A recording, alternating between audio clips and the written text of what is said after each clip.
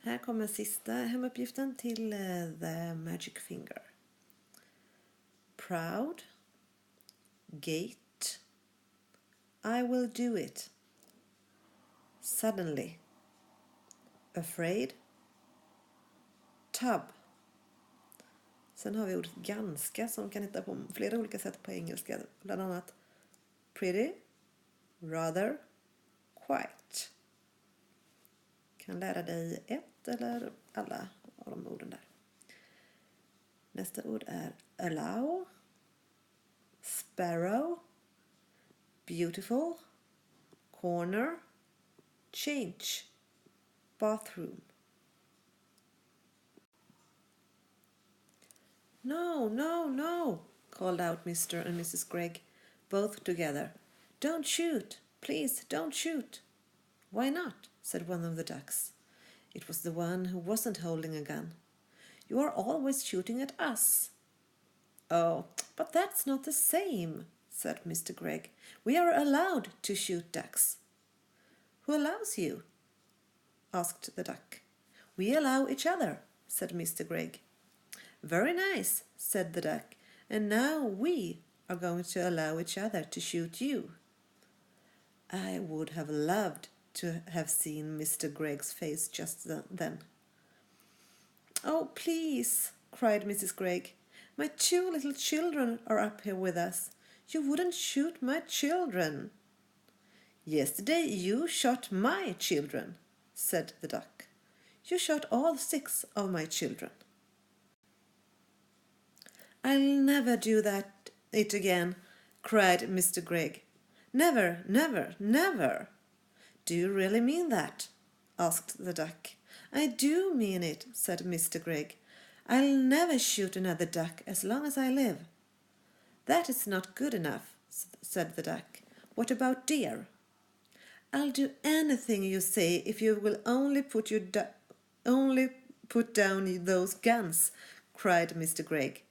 I'll never shoot another duck or another deer or anything else again. Will you give me your word on that? Said the duck. I will, said Mr. Gregg. Will you throw away your guns?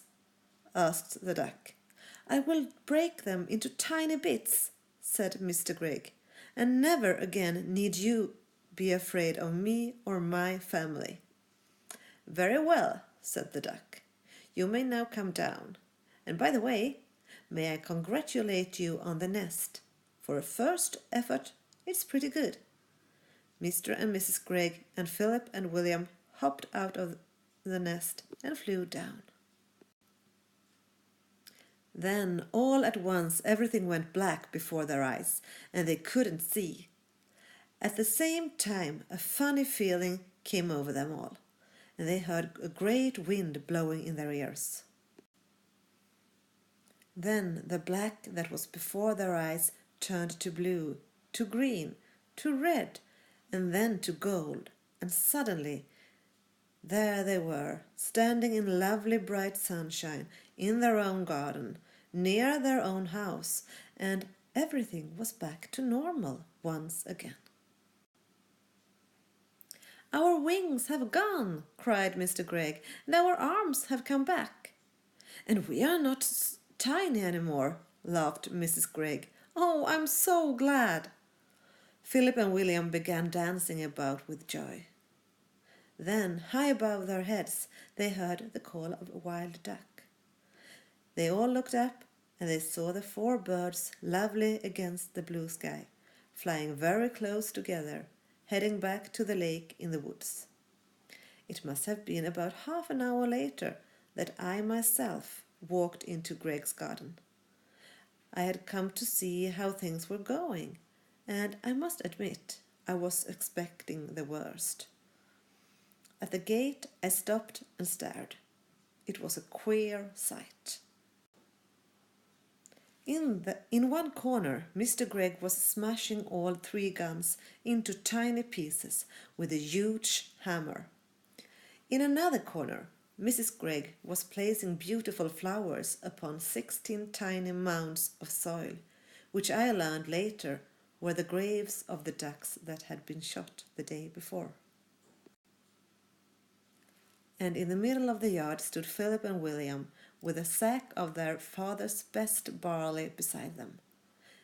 They were surrounded by ducks, doves, pigeons, sparrows, robins, larks, and many other kinds that I did not know, and the birds were eating the barley that the boys were scattering by the handful. "Good morning, Mr. Gregg," I said. Mr. Gregg lowered his hammer and looked at me. "My name is not Gregg anymore," he said. "In honor of my feathered friends, I have changed it from Gregg to Egg." "And I am Mrs. Egg," said Mrs. Gregg. "What happened?" I asked. They seemed to have gone completely dotty, all four of them. Philip and William then began to tell me the whole story. When they had finished, William said, "Look, there's the nest. Can you see it? Right up in the top of the tree. That's where we slept last night." "I built it all myself," Mr. Gregg said proudly. "Every stick of it." "If you don't believe us," Mrs. Egg said, "just go into the house and take a look at the bathroom. It's a mess." "They filled the tub right up to the brim," Philip said.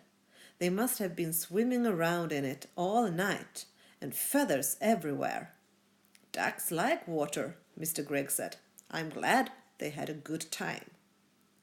Just then, from somewhere over by the lake, there came a loud bang. "Someone's shooting," I cried. "That'll be Jim Cooper," Mr. Egg said. "Him and his 3 boys. They're shooting mad, those Copes are, the whole family." Suddenly I started to see red. Then I got very hot all over. Then the tip of my finger began tingling most terribly.